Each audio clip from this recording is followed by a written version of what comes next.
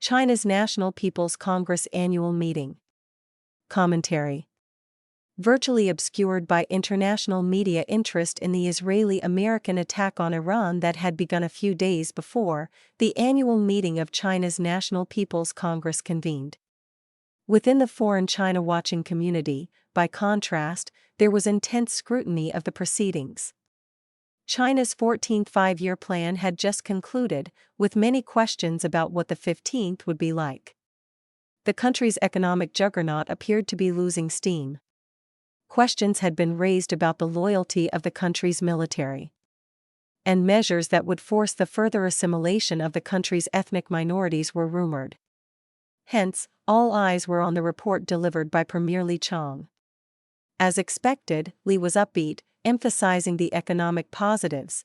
There had been numerous advances in artificial intelligence and robotics, poverty alleviation gains had been consolidated and expanded, grain output was up, and a drop in energy consumption per unit of GDP was contributing to environmental improvements.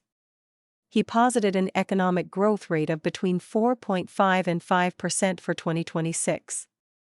Given the Chinese regime's ability to massage statistics, there can be little doubt that the target will be reached.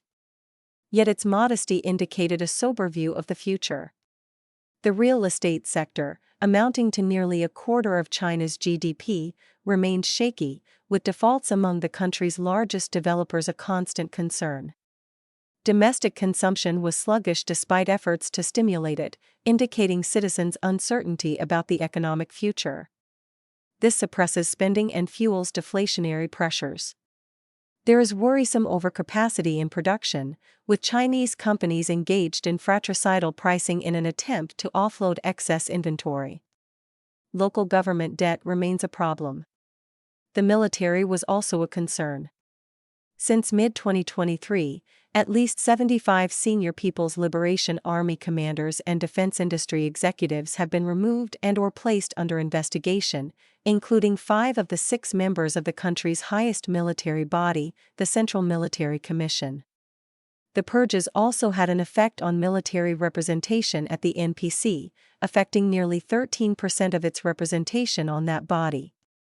Since those appointed to such positions are carefully vetted before their elevation is announced, and since Chinese Communist Party leader Xi Jinping has been in office since 2012, all these men were appointed under his aegis and could be presumed to be loyal to him. But could differences of opinion between military men and Xi have arisen? Xi had previously told the PLA to prepare to be able to attack Taiwan by 2027, the 100th anniversary of the founding of the Chinese military, now only a year away. Many commanders are thought to have voiced doubts about the PLA's readiness for such a risky endeavor, thereby calling their loyalty into question. Mysteriously, about 2 weeks before the NPC was to meet, the daily patrols of Chinese Air Force planes into Taiwan's Air Defense Identification Zone ceased.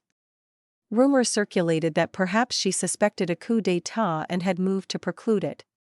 Li said little about the military in his report, though emphasizing the need for absolute party leadership over it, which could be taken to indicate misgivings about the PLA's loyalty and speeding up its combat capabilities.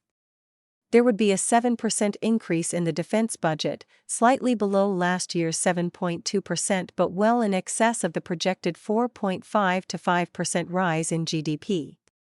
In other words, military preparedness takes precedence over domestic issues. And flights into Taiwan's airspace have resumed. For ethnic minorities, the outcome was foreordained.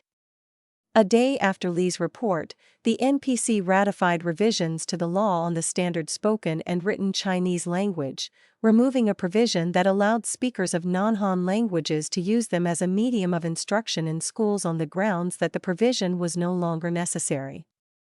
This clear violation of the Chinese constitution was explained as taken to create a shared spiritual home for all. Schools are to promote the official narrative in history, ethnicity, and religion. Those suspected of instigating ethnic discord or advocating separatism face legal penalties, as will officials and institutions that fail to enforce the new law. Additionally, parents and guardians must teach children to love the party and the motherland. the law is actually the latest step in the CCP's ongoing efforts at assimilation.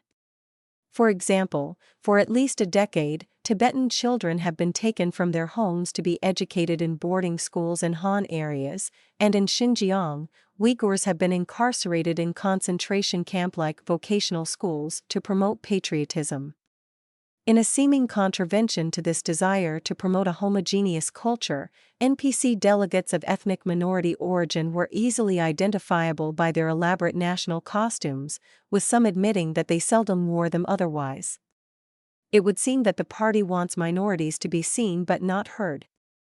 For religious believers, the news was no better, with Li saying that the regime would ensure that religions were Chinese in orientation and would strengthen law-based governance of religious affairs. In other words, the party rather than clerics would supervise what people were allowed to believe. As for Hong Kong and Macau, Li pledged to continue the policy of one country, two systems that allows a high degree of autonomy. Apparently, he saw no irony in his next sentence. We will see that Hong Kong and Macau are administered by patriots, with the definition of patriot meaning candidates for office who had received prior approval from Beijing. Li also addressed measures to stem a decline in population that began in 2016.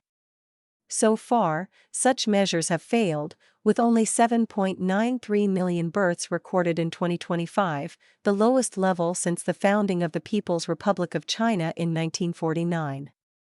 Those of childbearing age point out that cash subsidies do not compensate for the costs of raising children, not to mention the inconvenience of crying babies, changing diapers, and dealing with the pressures of educating offspring for an uncertain future.